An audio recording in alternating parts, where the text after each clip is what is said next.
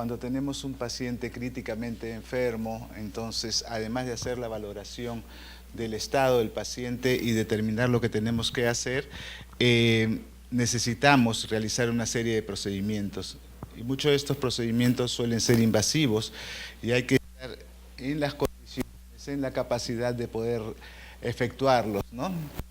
Entonces, supongo que la licenciada Milagros les ha hablado sobre esto, ¿no? Que es un inyectable, que es una inyección. Las vías de administración de medicamentos en general, que pueden ser pues por vía digestiva, ¿no? La vía oral, la vía rectal, vía respiratoria, como cuando nebulizamos o inhalamos a nuestros pacientes, la vía cutánea, la vía mucosa y las vías parenterales, ¿no? Que pueden ser intradérmica, subcutánea, intramuscular, endovenosa e intraósea, intratecal inclusive. Estas para la administración de medicamentos son conocidas, ¿no? ¿Cuál es la naturaleza del medicamento? ¿Para qué sirve? ¿Cuáles son los efectos que produzca este medicamento en el cuerpo de nuestro paciente? ¿Cuáles son las dosis? Hay que conocer cuál es la dosis promedio, ¿no? La dosis terapéutica, la dosis máxima, la dosis mínima. Hay medicamentos como por ejemplo las teofilinas que hoy en día se utilizan felizmente en mucho menor proporción que hace unos 20 años, que tienen un rango terapéutico muy estrecho. Con mucha facilidad este rango terapéutico se pasa de dosis mínimas que no son efectivas a dosis tóxicas. Y entonces teníamos el problema con estas santinas que cuando le administrábamos el medicamento, pues el paciente fácilmente llegaba al nivel de intoxicación, empezaba con dolores abdominales, náuseas, vómitos y que podía terminar hasta en convulsiones y coma. ¿Cuál es la enfermedad que tiene el paciente y cuáles son las razones por las que le estamos administrando este medicamento a este paciente, ¿no? Y los 5 correctos que ustedes los conocen mejor que yo, ¿no? El paciente correcto, medicamento correcto, hora correcta, dosis correcta y la vía de administración correcta. ¿De qué depende la elección de una vía? Depende pues del efecto que deseamos obtener, si es general o local, ¿no? Si yo lo que quiero es lograr una anestesia en alguna zona, pues le podemos poner un anestésico local o podemos ponerle un anestésico raquídeo, ¿no? También va a depender de la rapidez de la acción. Sabemos que administrar un medicamento por vía parenteral, sobre todo por vía endovenosa, va a tener un efecto mucho más rápido que si se lo administramos por vía oral, ¿no? Al tipo de medicamento también, porque hay medicamentos que se pueden administrar por unas vías o por otras, ¿no? La naturaleza del medicamento y de la accesibilidad de los tejidos. Los riesgos, ¿no? Los riesgos de la administración de medicamentos son, como veían hace un rato ustedes, infecciones, el trauma tisular y en los niños el trauma psíquico, ¿no? Entonces nosotros vemos ya a los pequeños como cuando van inclusive a control de niño sano, a partir de los 8 o 9 meses el niño que era un bebé juguetón, sonriente, cuando el médico lo evaluaba, de repente empieza a llorar, apenas uno lo va a examinar, ¿no? Y la mamá agarra y dice, ay, el doctor le ha caído mal, el otro doctor lo hacía reír, ¿no? Entonces ellas no saben que es porque el niño, dentro de su desarrollo psicomotriz, empieza a entender ciertas cosas y a relacionar estas cosas, ¿no? Entonces el niño se acuerda, este es el que me mete un palo en la boca, el que me hinca, entonces empieza a llorar, lógicamente, ¿no? Entonces, trauma psíquico. Bien, para un adecuado procedimiento, preparación oportuna y posición del paciente, inmovilización, confort, analgesia, anestesia, sedación cuando sea necesario. Por ejemplo, hoy en día los odontólogos para realizar sus procedimientos, ustedes saben que todos nos ponemos muy nerviosos cuando vamos al odontólogo, ¿no? Entonces los odontólogos acostumbran decir vamos a sedarlo y nos envían una interconsulta a los pediatras pidiendo autorización para sedación consciente con midazolam. Entonces el niño va sedado, medio dormidito y permite realizar el procedimiento de una manera mucho más fácil, ¿no? La técnica, mantener la asepsia, monitorización continua del paciente, ¿no? Mantener en lo posible funciones vitales estables. Es por eso que, por ejemplo, en una sala de emergencia, en una sala de observación, cuando le vamos a poner una vía endovenosa a un niño, lo recomendable es que esté conectado a un equipo que pueda controlar sus funciones vitales y podamos determinar si es que hay algún problema. consentimiento informado. Hoy en día el consentimiento informado pues cada vez ocupa más y más espacio, ¿no? Entonces al final, cuando un paciente sale de alta, tenemos como 8 o 10 consentimientos informados, ¿no? Consentimiento informado para cambiarlo de cuna, ¿no? Para darle de comer, etcétera, ¿no? Y un ambiente físico que debe ser apropiado, que debe, aunque sea un niño pequeño, debe mantener ciertas condiciones de aislamiento para preservar la dignidad de nuestro paciente mientras se realiza el procedimiento. Los procedimientos dolorosos son la mayor fuente de estrés en los niños y considerar que el paciente pediátrico de toda edad siente dolor, de toda edad. Esto siempre me recuerda un hecho anecdótico que me ocurrió cuando yo era residente de primer año. Estaba haciendo mi primera rotación en neonatología y nació un bebé con ano cubierto. Entonces nosotros pensábamos que era un ano imperforado y se solicitó la interconsulta a cirugía pediátrica. Estoy hablando después hace 800.000 años, ¿no? Entonces, fueron 2 cirujanos pediátricos del hospital donde yo estaba haciendo la residencia, 2 personas bastante mayores, ellos eran los cirujanos pediátricos, ¿no? Y entonces dijeron, esto es un ano cubierto, esto no es ano imperforado, así que hay que solucionarlo ahora ya. ¿Cómo se hace, doctor? Ah, bueno, hay que cortarlo con una hoja de bisturí y listo, se acaba. Ya, entonces pido la cita, pido la sala de operaciones para llevarlo a neonato. No, hijo, estás loco, pásame una hoja de bisturí acá. Pero doctor, agárrenlo. Le levantaron las piernitas al bebé, le separaron el anito y un tremendo corte. Según el cirujano pediátrico, los bebés, los recién nacidos, no tienen sensibilidad protopática hasta la edad de 3 semanas aproximadamente. Por lo tanto, el bebé no iba a sentir dolor. Bueno, pues ojalá él hubiera sentido el dolor que sintió esa criatura, porque se puso morado, verde, gritó, chilló, porque sí sentía dolor. Entonces los niños de cualquier edad sienten dolor. No nos olvidemos de eso, porque muchas veces vamos a ponerles vías endovenosas, estamos inca a la criatura, ¿no? Y no tenemos presente que eso le está produciendo dolor y ansiedad, ¿no? Bien, para realizar sedación y o analgesia muchas veces pues tenemos que indicar medicamentos, ¿no? Si yo tengo un niño grave a quien decido intubar, le voy a realizar una intubación endotraqueal. Si ese niño es cierto, pues el procedimiento de intubación endotraqueal va a ser desesperante para él y doloroso también, entonces tenemos que sedarlo, ¿no? Utilizamos fentanil, utilizamos midazolam, que son los medicamentos que más utilizamos para lograr niveles de analgesia y sedación. El hidrato de cloral, un medicamento que, por ejemplo, realizarse ecocardiografía, le ponía que se le administraba por vía de la sonda nasogástrica una cantidad determinada de hidrato de cloral al niño, eso lo sedaba y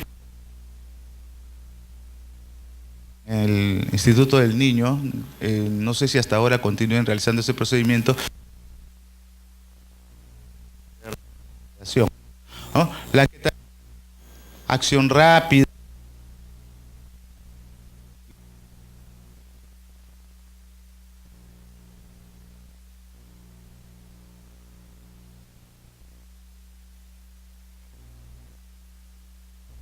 el óxido nítrico, mejor ni hablemos de él porque nunca hay en el Perú. Entonces, ante una situación de emergencia, nosotros tenemos que lograr un acceso vascular que sea rápido y seguro, lo más rápido posible y seguro, ¿no? A establecer un adecuado acceso vascular es tan importante como los otros principios básicos en atención del paciente crítico. Si tenemos, por ejemplo, un paciente en la situación más grave, un paro cardiorrespiratorio, ¿no? Si lo tenemos en un paro cardiorrespiratorio, nosotros nos vamos a preocupar por darle masaje cardíaco, nos vamos a preocupar por ventilarlo, pero es sumamente importante conseguir un acceso para pasarle medicación lo más rápido posible, ¿no? Es importante entonces para ello contar con personal experimentado, que sepa lo que está haciendo y que sepa hacerlo rápido para poder conseguir una vía endovenosa. Y el problema de los accesos vasculares en pediatría es que son difíciles, son tardíos y muchas veces frustrantes porque el personal está dale y dale tratando de conseguir una vía y no se consigue, ¿no? Los accesos vasculares pueden ser el acceso en recién nacidos, un absceso umbilical o un absceso venoso periférico, en los accesos venosos centrales, pero también se puede administrar medicamentos por vía traqueal y también por vía intraósea, que es el tema central de esta charla, ¿no? Entonces, cuando tenemos un paciente estable, pues nosotros podemos ponerle una vía umbilical, podemos ponerle una vía, un acceso venoso periférico o un acceso venoso central. Cuando el paciente está grave, la situación es más seria, entonces hay que pensar en una vía intraósea. Los accesos venosos centrales, por ejemplo, en un paro cardíaco, en los primeros momentos no tienen lugar, por estar trabajando en la zona donde suele poner accesos venosos centrales. El venoso central demora y nosotros en un paro cardíaco necesitamos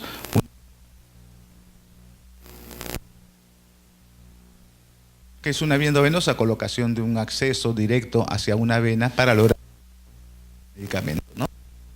Entonces, las vías endovenosas, líquidos, nutrientes, cantidades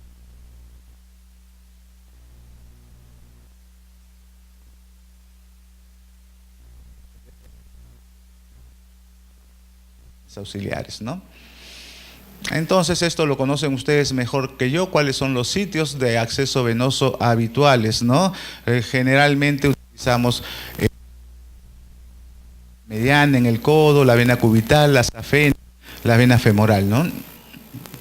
Pero hemos visto pues que ponen a nivel de los dedos de la mano, hemos visto poner acceso venoso entre las costillas, ¿no? Con personal de enfermería muy capacitado, ¿no? Y la licenciada Milagros les ha estado hablando, ¿no? La presencia de hematomas, celulitis, trombosis, flebitis, hasta tromboembolia pulmonar o tromboembolia por aire, ¿no? Fragmentos de catéter y la infiltración y necrosis cutánea, que es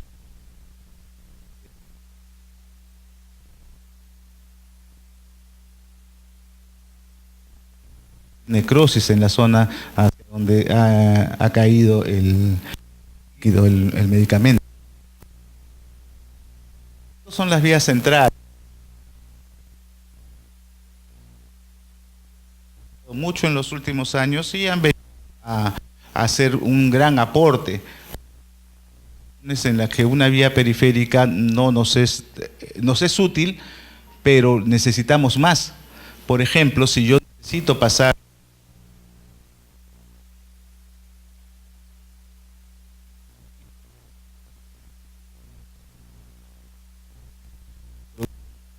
de esa vena y con una serie de consecuencias, sí van a permitir pasar molaridad.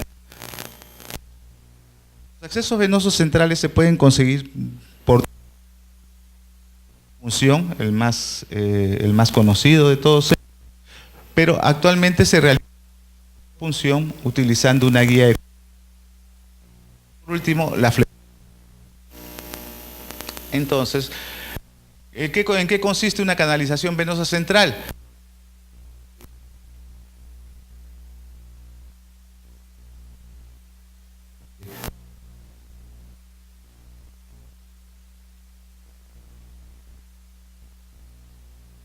Importante.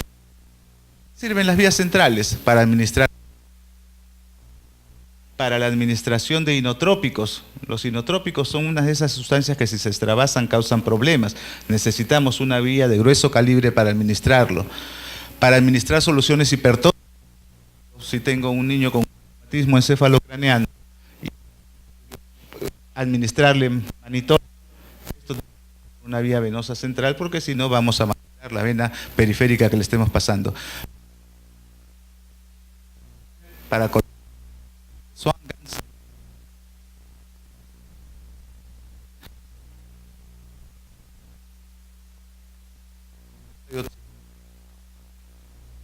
a largo plazo, porque nos permiten que ese acceso venoso bien cuidado pueda durar un buen días. Catéter venoso central cuando hay durante un paro cardiorrespiratorio, aunque como les digo, se toma su tiempo, demora. colocación de marcapasos, diálisis, accesos venosos de larga permanencia, monitoreo de la presión venosa central, administración rápida de sangre y líquidos, por ejemplo, en un paciente con shock, administración de medicamentos vasoactivos, administración de medicamentos irritantes o de alta osmolaridad y, por supuesto, en la nutrición parenteral, en la cual por la alta osmolaridad de la mezcla que se va a administrar tiene que ser a través de un catéter venoso central. No hay contraindicaciones absolutas, pero hay que tener algunas precauciones, ¿no? Si una extremidad tiene algún problema, hay una celulitis en esa zona, no vamos a poder colocar el catéter allí. Anormalidades vasculares congénitas o adquiridas. Si el niño tiene una cardiopatía, hay que estar muy cuidadoso, porque si no vamos a provocar un gran sangrado con una colección de sangre importante. Lesiones cutáneas infecciosas en el sitio de punción, bulas pulmonares cuando se intenta el abordaje por cateterismo central a nivel subclavio. Es muy frecuente que si alguien que no tiene mucha experiencia en colocar un catéter venoso central a nivel de la vena subclavia pueda punzar el vértice del pulmón y provocar tórax, ¿no? Hernias inguinales, cuando queremos hacer un acceso femoral, por ejemplo, y el paciente tiene una hernia, o menos todavía, si tenemos un lactante que tiene un gran eritema del pañal, pues ponerle un acceso femoral puede ser muy peligroso, ¿no? Alteraciones en la carótida, cuando se piensa en accesos yugulares, ¿no? Podemos punzar la arteria carótida y va a empezar a sangrar tremendamente, ¿no? O pacientes inquietos y que no colaboran, a los cuales hay definitivamente que sedarlos para realizar el procedimiento, ¿no? Cuando no es posible una técnica estéril, ¿no? Si el paciente está con un cuadro de diarrea, tratemos de evitar el acceso venoso por vena femoral. Si el paciente tiene una traqueotomía, entonces en el abordaje yugular tendremos que tener también bastante cuidado. Hay hipertensión arterial severa en accesos yugulares o subclavios. De la edad del paciente, el peso del paciente puede ser de 3 French a 8 French, ¿no? ¿Cuál de las vías se deben elegir cuando se va a realizar un cateterismo venoso central? Eso va a depender en primer lugar de la experiencia del operador, ¿no? La mayoría de médicos que empiezan a colocar catéteres venosos centrales lo hacen a nivel de la vena yugular, porque es la de más fácil acceso, y también de la vena femoral, ¿no? Pero, por ejemplo, un operador que no tenga mucha experiencia y que decida entrar con una vena, con un acceso subclavio, eso puede causar problemas, ¿no? La condición médica del paciente que hemos visto, ¿no? Cuál es el sitio más apropiado para realizarlo, la indicación del catéter y la urgencia del procedimiento. Por ejemplo, colocar un acceso venoso femoral es más rápido que colocar un acceso. Y los sitios, solamente para mencionarlos, ¿no? Aquí está la vía femoral, ¿no? En el cual hay que tomar algunas referencias anatómicas de los huesos y realizar la punción a este nivel. La vía, ¿no? Que puede tener 3 abordajes: anterior, central y posterior. Y la vía subclavia, que puede ser abordada por vía infraclavicular o por vía supraclavicular. Cuando usamos sobre todo la vía infraclavicular, pues puede ocurrir que se realice una punción accidental de los pulmones y provocar un neumotórax. Y aquí hay algunas fotografías tomadas en la unidad de cuidados intensivos de mi hospital, en la cual se está realizando procedimiento de cateterismo venoso central, ¿no? Esta es la técnica con que se realiza, ¿no? No hay que realizar un corte. La técnica de Seldinger permite que a través de una punción se pueda introducir el catéter sin causar mayor daño al paciente. Y esa es la técnica que se utiliza habitualmente para la colocación de catéteres venosos centrales. Lo que desde el año 1978 se aplica es el empleo de una guía ecográfica para colocar, el catéter en la vena, ¿no? Desde el año 78, bueno, el problema era que pues tenían su Doppler era una tremenda cosa, entonces poner. Hoy en día, con los equipos más modernos, esto se logra y se utiliza regularmente, ¿no es cierto? Como para el acceso a las venas. En el año 2001 se crearon ya las guías para el uso de la ecografía en los departamentos de emergencia y de cuidados intensivos. Entonces se utiliza rápidamente. ¿Cuáles son las ventajas de utilizar una guía ecográfica mientras se va colocando el catéter venoso central, ¿no? El procedimiento va a durar mucho menos tiempo, porque no van a estar buscando a ciegas, sino están observando dónde están los vasos sanguíneos, ¿no? Menor número de complicaciones. Se puede visualizar en tiempo real el momento en que la aguja ingresa en la vena, ¿no? Disminuye las fallas, 85% menos intentos fallidos que cuando se realiza la punción a ciegas. Entonces es un porcentaje bastante importante, ¿no? 73% de menos complicaciones al realizar el procedimiento, aumento en el éxito del procedimiento, la frecuencia de intentos de punción 1.5 veces con guía ecográfica contra 3.5. Mucho menos también al utilizar la ecografía, y la posibilidad de hematomas también es mucho menor. ¿Por qué? Porque lo que vemos en la ecografía es esto.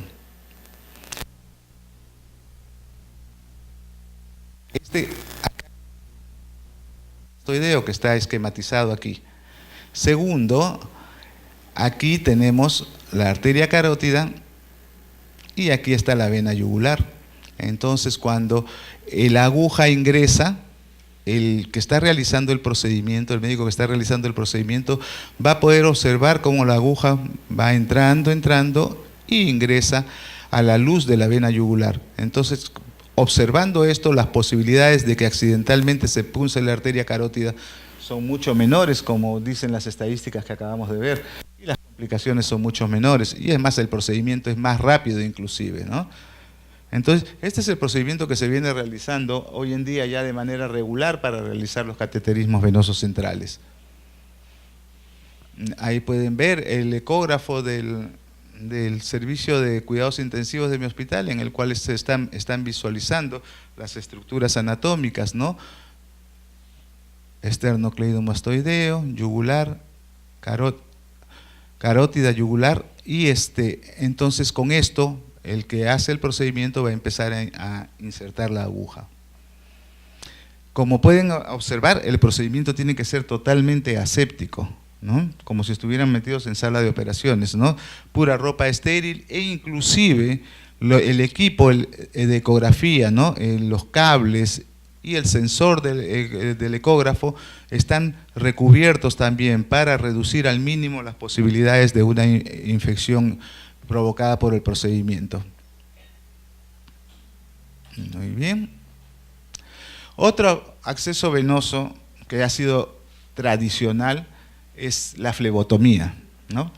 La flebotomía es un procedimiento quirúrgico en el cual se hace un corte y se empieza a disecar anatómicamente para tratar de obtener, mejor dicho, visualizar la vena. Y una vez visualizada la vena, como pueden ver aquí en el esquema, pues colocarle dos hilos, ¿no? Para suturar, para cerrar en un lado el acceso, realizar un pequeño piquete en la vena e introducir el catéter, y luego se cierra, ¿no? Eso es la flebotomía, un procedimiento clásico. ¿Cuánto tiempo demora una flebotomía? En promedio, en manos experimentadas, demora 22 minutos. Entonces, si estamos ante un paciente en shock descompensado o ante un paciente en paro cardíaco, ¿la flebotomía nos va a ser de utilidad? No. La colocación de un catéter venoso central, que también en manos muy experimentadas dura 20 minutos, ¿va a ser de utilidad en estos casos? Tampoco. Entonces, ¿qué nos queda? Nos queda la habilidad de nuestro personal de enfermería para lograr una vía periférica lo más pronto, pero muchas veces eso no es posible. soluble tampoco, ¿no es cierto? Antes de pasar a ese tema, tenemos la posibilidad de ponerle una vía umbilical. Entonces,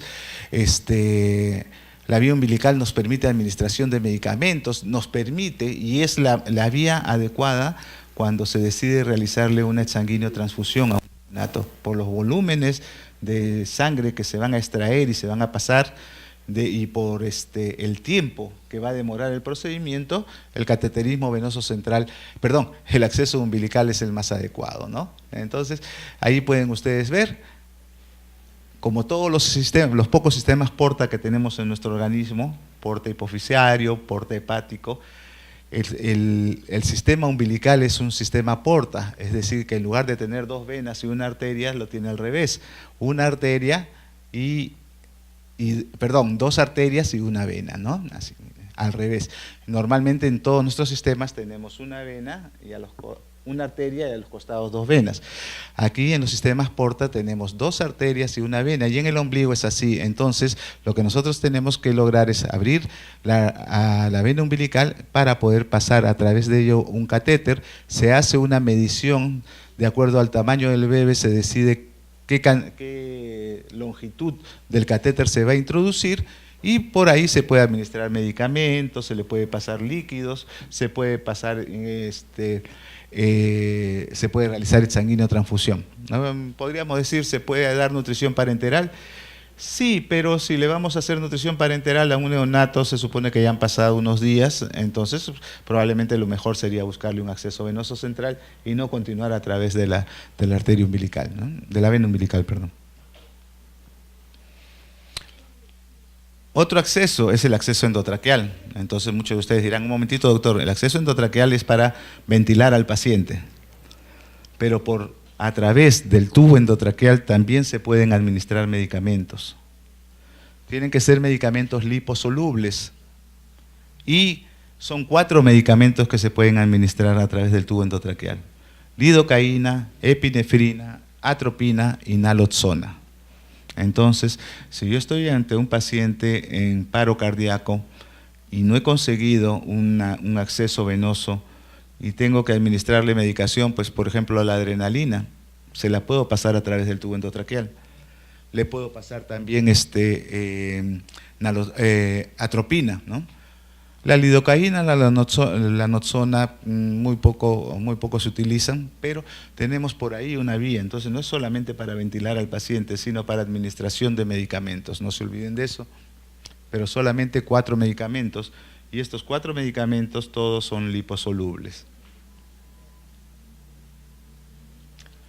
Bien, pero en el acceso venoso de los niños pues tenemos problemas, ¿no? Estamos en que hacerle una flebotomía, ponerle un catéter venoso central son excelentes procedimientos, pero demoran mucho. Entonces, podemos tener en consideración que colocar un acceso venoso tiene serios problemas. Las venas, y sobre todo si el paciente está colapsada, las venas no se visualizan a través de la piel, son de menor diámetro, ¿no? Los niños, los lactantes sobre todo, tienen que impide la visualización y el acceso fácil. Hay vasoconstricción periférico, y en la mayoría de hospitales, felizmente no en el mío, ¿no?, hay problemas serios con el entrenamiento del personal en pacientes pediátricos, ¿no? Lógico, ¿no? Si estamos ante una emergencia general en la cual el área de emergencia de pediatría es un cubículo en uno de los ambientes de la emergencia, como ocurre por ejemplo en el Casimiro Ulloa, entonces el personal de enfermería asignado para emergencia está asignado para emergencia de adultos y para emergencia de niños. Entonces cuando la llaman a la enfermera para que le coloque una vía periférica, pues no tiene la experiencia suficiente y va a demorar y probablemente va a fallar, ¿no? Recordemos, el 24% de las canalizaciones en emergencia demoran más de 10 minutos. Segundo, en el 6% de todos los casos en que se trata de conseguir un acceso venoso periférico se fracasa definitivamente. Y una flebotomía, como les decía, demora 22 a 24 minutos en promedio. tenemos que buscar una alternativa, ¿no? Una relación directa entre el retraso del inicio del tratamiento y la mortalidad. Más nos demoramos, más posibilidades de que nuestro paciente se muera, ¿no? Y, por ejemplo, el PALS recomienda conseguir un acceso venoso para un paciente en shock o en paro antes de que hayan pasado 30 segundos. Difícil, ¿no? Sumamente difícil.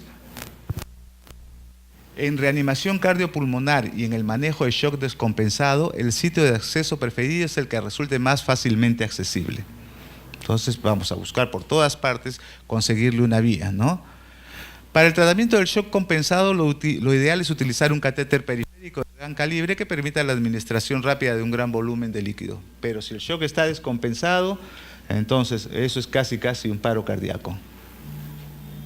Entonces, pues, nos pasó, más o menos debe haber sido en el año 96, 97. Alguna de ustedes probablemente estuvo esa noche en emergencia haciendo guardia, ¿no? Llega un chico, tendría 7 u 8 años en compañía de su mamá. El chico estaba con diarrea e ingresa caminando y con deshidratación moderada. El médico que lo ve lo pasa a la unidad de rehidratación oral, dar líquidos y el niño vomita una tras otra vez y la enfermera le pide evaluación al médico 2, 3 veces. Y el médico disminuye el volumen de líquido frecuentemente, etcétera, ¿no? Porque cuando de repente el momento ideal era decirle está con intolerancia oral, fracasó la terapia de rehidratación oral, ponerle un endovenoso. Bueno, no se hizo y de repente el chico estaba con una deshidratación severa y se chocó. Lo vimos, lo pasamos a shock trauma y en un ratito el muchacho estaba haciendo paro cardíaco. Llamamos al cirujano y el cirujano rapidísimo, en mucho menos de esos 22 minutos, agarró, abrió, sacó la vena y dijo ya pásenle el catéter, y al momento de pasarle el catéter la vena se rompió. Fue el momento en que el destino decidió que ese chico se muriera y se murió, pues, ¿no? Y sí lo recuerdo perfectamente y probablemente yo me voy a morir contando esta anécdota porque se me quedó grabado, porque al médico que estuvo tratándole le dije no vayas tú, voy yo. Fue una situación terrible realmente. Bueno, entonces dijimos pues no es posible, ¿no? Algo tiene que haber. Yo durante mi residencia había aprendido a punzar a nivel de la espina ilíaca anterosuperior y a tomar muestras para sacar sangre de médula ósea y mandarla al laboratorio, porque en ese tiempo estaba en boga hacer cultivo de médula ósea para búsqueda de Salmonella typhi. Entonces yo sabía cómo hacerlo. Y nos pusimos a buscar, tiene que haber una alternativa, ¿no? El cateterismo venoso central no era una alternativa factible en una situación así tan extrema. Entonces encontramos el acceso intraóseo que, miren, había sido descrito en el año 1922, tanto tiempo, ¿no? Y que es un procedimiento que tiene una altísima tasa de éxito y es un procedimiento relativamente fácil y demora menos de 1 minuto en colocarlo. Y es lo que vamos a describir ahora, ¿ya? ¿Qué cosa es la médula ósea? La médula ósea es la parte central de los huesos, ¿no? Donde se produce sangre, ahí se fabrica la sangre, ¿no? Pero en la práctica la médula ósea es una gran vena que nunca va a colapsar. Por más chocado que esté el paciente, por más en paro que esté el paciente, no se va a cerrar. Por lo tanto, siempre se va a poder acceder a ella. Es una vía rápida, segura y fiable para administrar cualquier tipo de medicamento o líquido que yo quiera pasar por vía venosa periférica. Quiero pasarle sangre, quiero pasarle albúmina, quiero pasarle de sodio, quiero pasarle lactato Ringer, quiero pasarle medicamentos, inclusive medicamentos de concentración hiperosmolar. Todo eso lo puedo hacer a través del acceso intraóseo, ¿no? Y también de paso nos sirve para obtener muestras rápidamente de sangre. Entonces la médula ósea es el espacio central, es una gran vena no colapsable. Veamos, ahí tienen el acceso tibial. Pero ¿cuándo está indicado? Entonces van a decir, doctor, tengo un paciente en crisis asmática que no le consigo vía, pues póngale un acceso intraóseo. No. El acceso intraóseo está indicado en dos situaciones. En shock, ni siquiera en todos los shock, en shock descompensado, y está indicado también en paro cardiorrespiratorio, ¿no? Esas son las dos indicaciones para poner un acceso intraóseo, ¿no?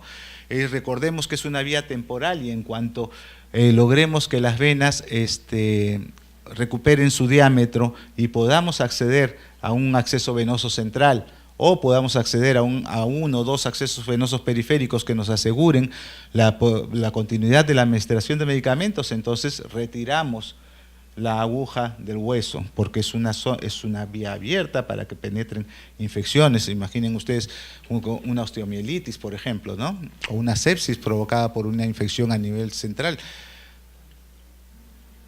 Entonces, está indicado cuando han pasado 90 segundos o 3 intentos de buscar acceso venoso periférico. Aunque la verdad es que 90 segundos en un paciente en un shock descompensado, en un paro cardíaco, es demasiado tiempo, ¿no? Entonces, llega el paciente, ingresa el paciente a shock trauma. Entonces, corren las enfermeras, corren las técnicas y atrás vamos caminando lentamente los médicos, ¿no? Entonces, las enfermeras, ¿qué van a hacer? Al ver al paciente inconsciente, chocado, convulsionando, inmediatamente van a coger cada una los brazos y van a buscar la vía periférica. Si hay 2 intentos frustros, ya el médico debe estar preparándose para colocar un acceso intraóseo, ¿bien? Entonces, los sitios de elección de los accesos intraóseos, los más comunes, en niños menores de 3 años, la cara anterior de la tibia proximal. Entonces ustedes se cogen su tibia por debajo de su rodilla, ahí está la espina tibial, y si siguen bajando van a notar una superficie plana. Entonces 2 centímetros o 2 traveses de dedo por debajo de la espina tibial, ahí marcan el sitio donde van a poner su aguja intraósea. Facilito. Para menores de 3 años. Para niños mayores de 3 años se puede elegir a nivel de la tibia distal y a nivel del fémur distal. Entonces, cogemos, el paciente está en shock, probablemente no va a sentir dolor, ¿no? Entonces podemos pasarnos la parte de ponerle anestesia local, ¿no? Se ha hecho, bueno, la jeringa con aguja número 25 es para ponerle la anestesia, ¿no? Pero están acá algunas de las agujas que se usan para el acceso intraóseo. Inicialmente lo que hacíamos era utilizar una aguja hipodérmica de grueso calibre, una aguja número 16, por ejemplo, ¿no? La rosadita es número 18, ¿no? Entonces, cogíamos la aguja y empezábamos a realizar la punción, de acuerdo a cómo les voy a mostrar ahora. El problema con las agujas hipodérmicas es que al penetrar el hueso, los restos de hueso tapan la luz. Entonces, muchas veces ya llegamos al sitio, vamos a aspirar y no salía nada. ¿Por qué? Porque se había tapado. Entonces, felizmente se empezaron a fabricar estas agujas intraóseas especiales para intraósea, que son agujas muy similares a, como les decía, las que se utilizaban para la punción de médula ósea y aspiración, ¿no? Entonces, son agujas que tienen un guiador central que va a impedir, este guiador central, cuando está acá, va a impedir que el orificio distal se obstruya, ¿no? Entonces, las agujas se denominan Hamshidi, aguja Cook, ¿no? Y ahí está mencionada la aguja hipodérmica convencional, que procuramos no utilizarlo, ¿no? Aquí están las agujas, ven la Hamshidi, y estos juguetitos que están acá abajo, de acá se llama la Ezio, EZ10. Esta de acá es como una de estas cosas, un perforador automático, uno lo prende y empieza a girar a alta velocidad y permite que la aguja perfore el hueso e ingrese directamente, ¿no?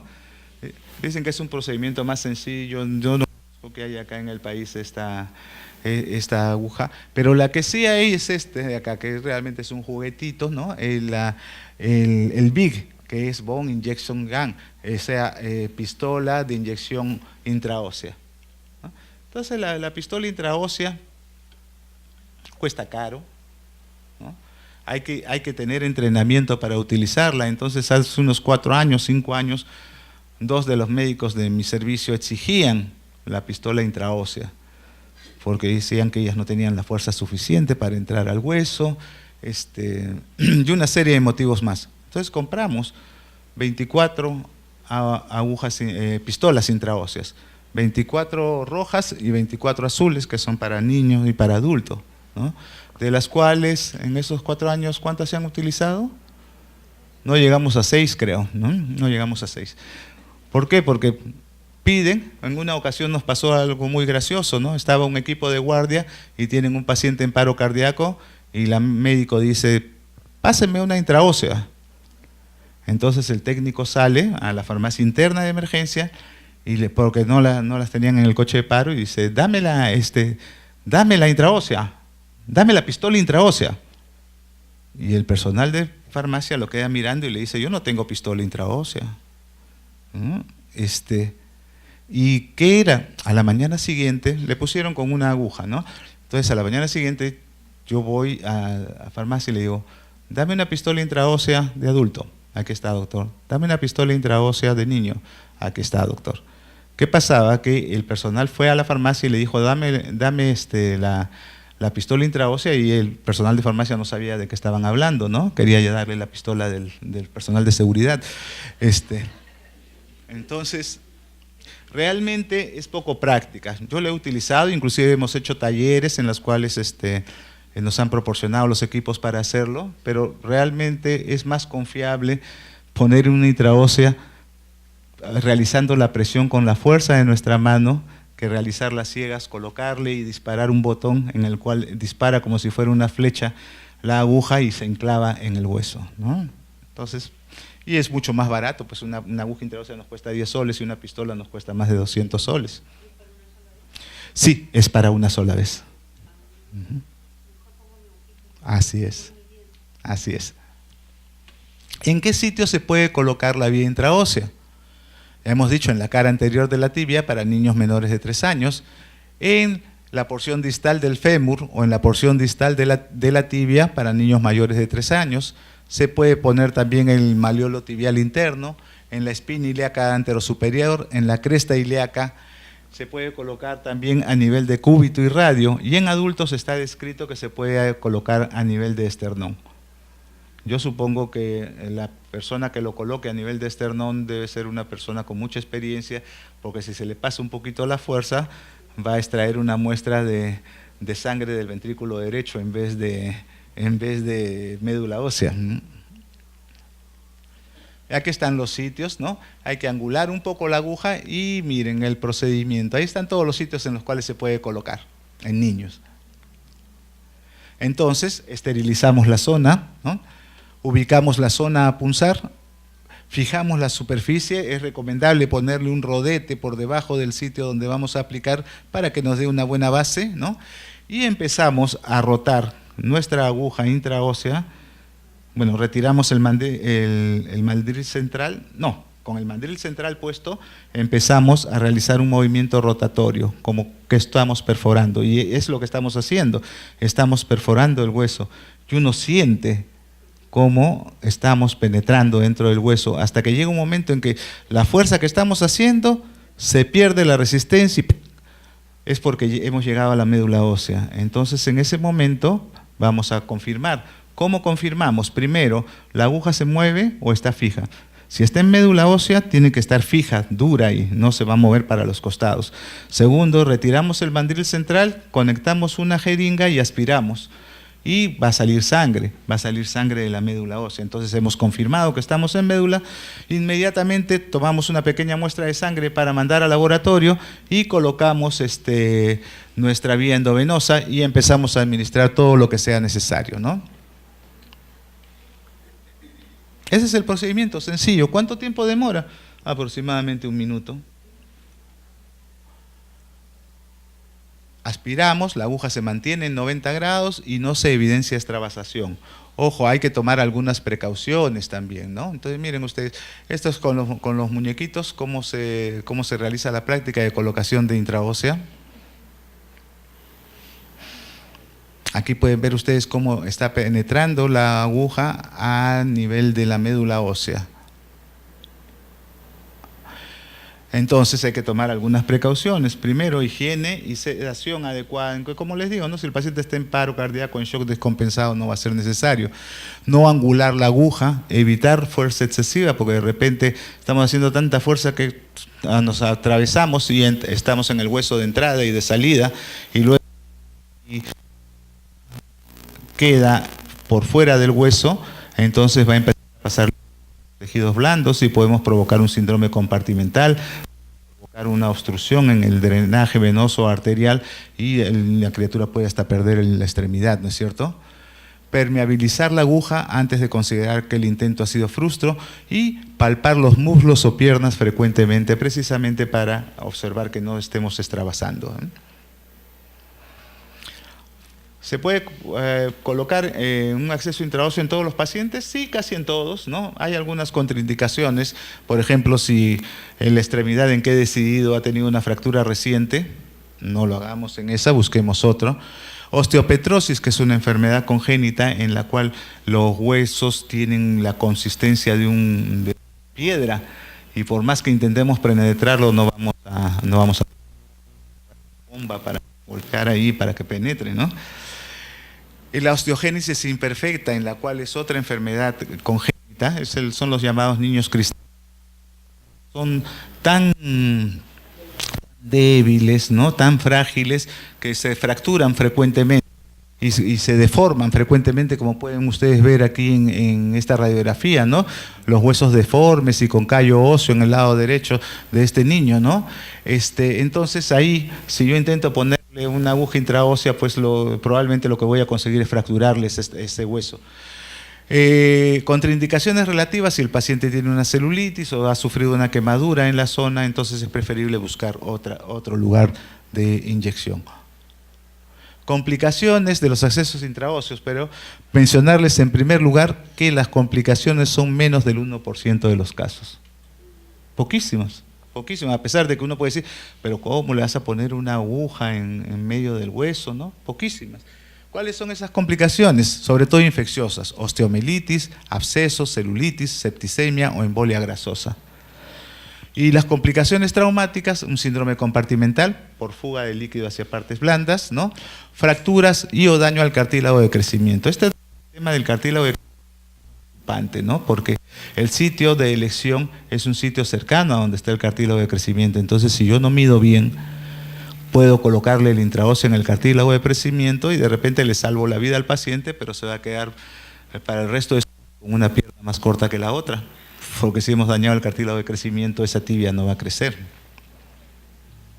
Muy bien. Entonces, por último, estos dos cuadros, ¿no? Si yo tengo un paciente estable, ¿no? Y he fallado con el acceso periférico, si es un recién nacido, puedo intentar el acceso umbilical. Si es un niño mayorcito, puedo intentar un acceso intraóseo o intentar un cateterismo venoso central si el paciente se encuentra estable, ¿no? En cambio, si el paciente está grave, entonces yo, además de, por ejemplo, estoy haciéndole a este paciente reanimación cardiopulmonar, entonces la vía de administración de medicamentos pueden ser a través del tubo endotraqueal, puede ser a través de un catéter venoso central o una vía intraósea, ¿no? También si el paciente está en shock, en insuficiencia respiratoria o en un estatus convulsivo, podemos realizar este procedimiento. Bien. Entonces, pues lo ideal es que un día se pueda realizar un taller. Alguna vez lo hemos hecho acá para CICAD, un taller de vía intraósea, ¿no? Es fácil, es práctico, ¿no? Hace poco he estado en Tarapoto haciendo un curso y hicimos un taller de intraósea con huesitos de pollo y todo el mundo con su aguja y excelente, todo el mundo pudo. Bien. Así es, sí.